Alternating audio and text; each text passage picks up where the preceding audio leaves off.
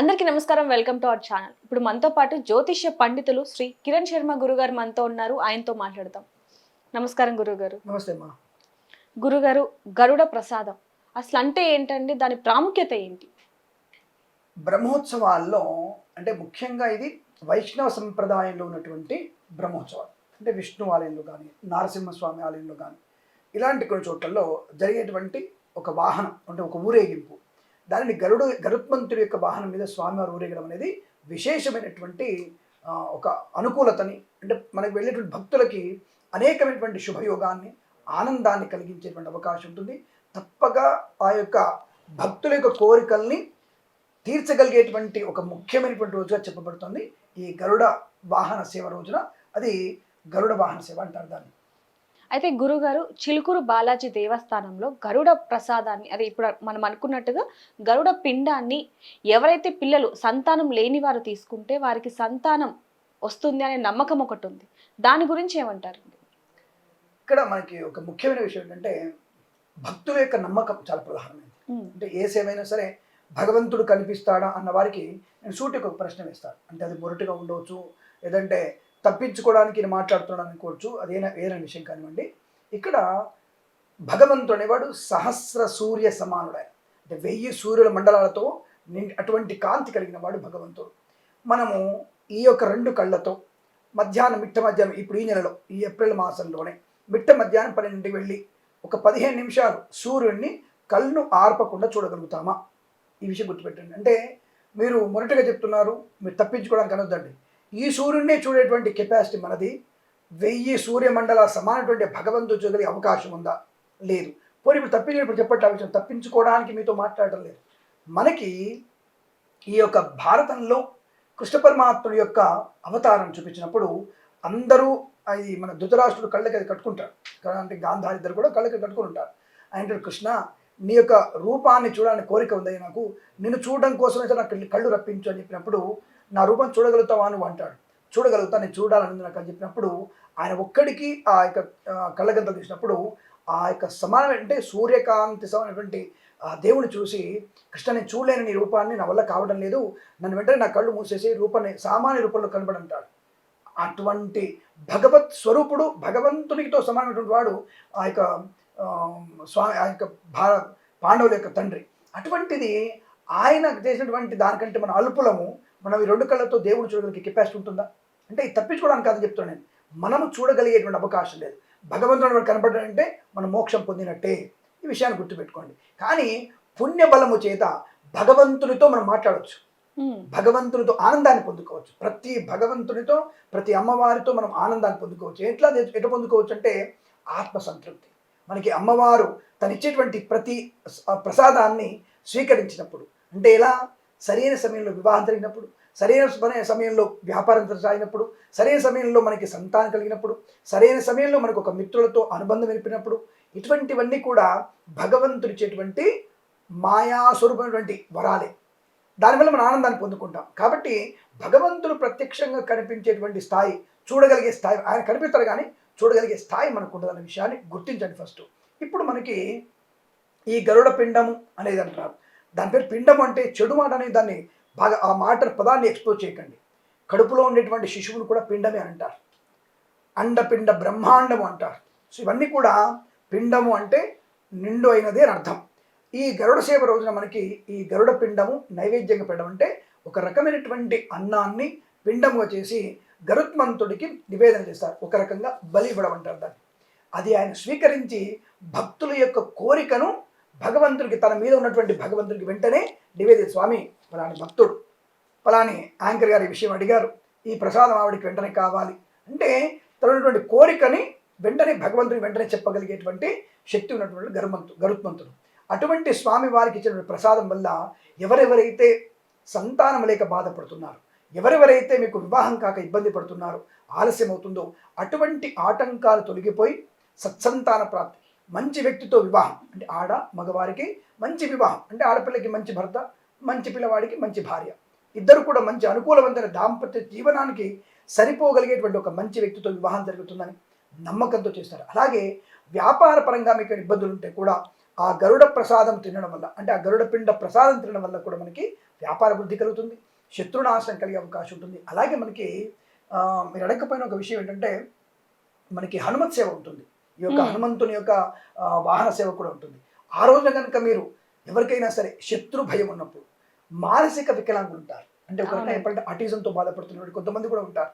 వీరందరికీ కూడా హనుమత్ సేవ జరుగుతున్నప్పుడు కనుక మీరు తీసుకెళ్ళి స్వామివారి కనుక సందర్శన చేసి, హనుమంతుడు కూడా ఆ రోజు నివేదన చేస్తారు, అంటే బలి పెడతారు. ఏ వాహనంతో ఆయన వస్తున్నాడో ఆయా వాహనాల సంబంధించి బలి పెడుతుంటారు. బలి అంటే పిండం. ఆ బలిని పెట్టి ఆ బలిని ప్రసాదంగా ఇస్తారు. కాబట్టి ఇటువంటి అంటే బలిని మీకు ఈ దిక్పాలకు ఇచ్చేటువంటి బలి వేరండి. ఈయనకి బలిగా పెట్టడం అనేది, ఒక ప్రసాదాన్ని బలిగా ఇవ్వడం అనేది తీసుకొని ఆ స్వీకరణ ప్రసాదాన్ని మనం ఎప్పుడైతే భగవంతుడు స్వీకరించాడో అది అమృతతుల్యం అవుతుంది. దాని పేరే ప్రసాదం. మరి దేవుడు బయట తింటాడా? ఆయన తినదలుచుకుంటే మనకి పొలాలు ఉండవండిగా, ప్రపంచం మొత్తం ఆయనకే అయిపోతుంది, సముద్రంలో ఇంకిపోతాయి. భగవంతుడు అంటే శ్వాసతోని, అంటే వాసనతో స్వీకరిస్తాడు. అందుకని ప్రసాదం మిగిలిపోతుంది మనకి.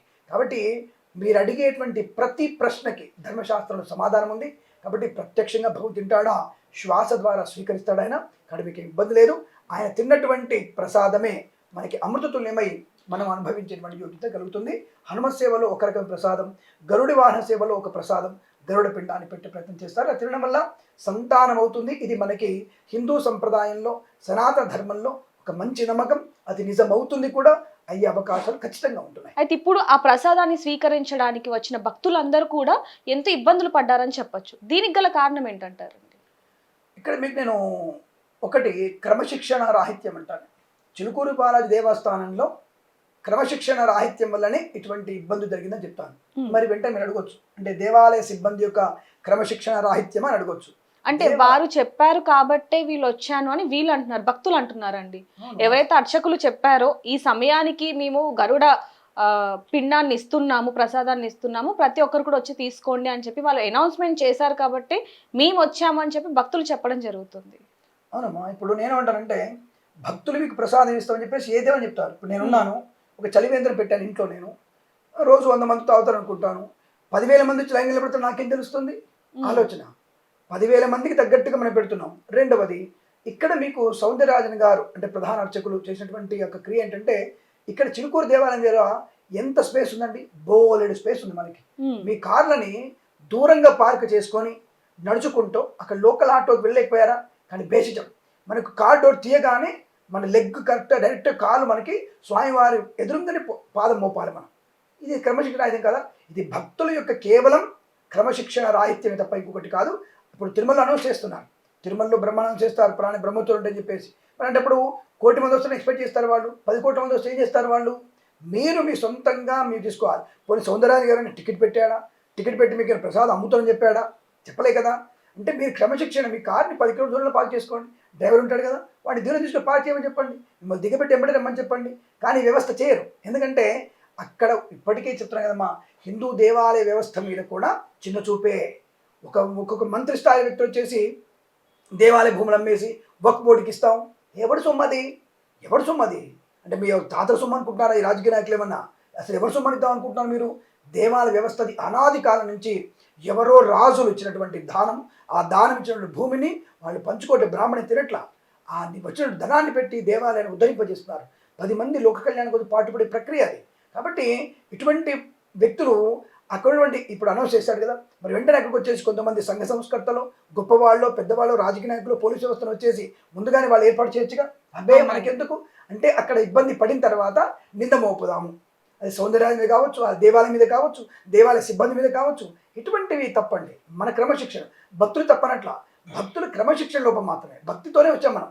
అక్కడ ప్రసాదం ఇస్తే మన పిల్లలకి సంతానం అవుతుంది, వివాహం కానీ అవుతుంది అన్నట్టు నమ్మకంతోనే వచ్చాం. మంచిదే, ఉద్దేశం మంచిదే. కానీ మన క్రమశిక్షణ అయితే కూడా ఎక్కడ వాళ్ళకి 10 మందికి ఇబ్బంది కలిగించింది.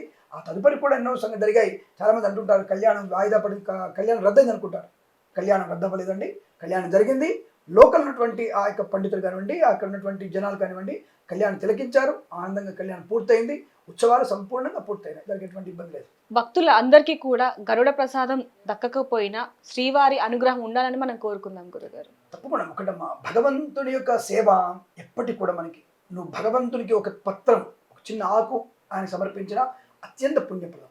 దేవుడు అందరూ సమానం చూస్తాడు. అటు ఏ మతం వారైనా, ఏ కులమైనా భగవంతుడు అందరినీ సమానంగా చూడగలిగేటువంటి వ్యక్తి తప్ప. అందుకే ఆయన దేవుడు అంటారు. దేవుడు అంటే ధనవంతుడు కుక్కలాగా, బీదవాడి కుక్కలాగా, ఆడవాళ్ళ కుక్కలాగా, మగవాళ్ళ కుక్కలాగా, ఆడమగ కాని వాళ్ళ కుక్కలాగా చూడండి.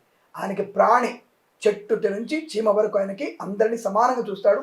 అందులోనే మనము అందరిలో భగవంతుడు చూడాలంటాం మనం. కాబట్టి మనందరం కూడా క్రమశిక్షణ లేకుండా పులోమంటూ ఒకేసారి గుంపగుత్తగా వెళ్ళి ఇతరుల మీద నింద మోపడం, నువ్వు ఇబ్బంది పడడానికి వాళ్ళు అనడం ఎందుకు?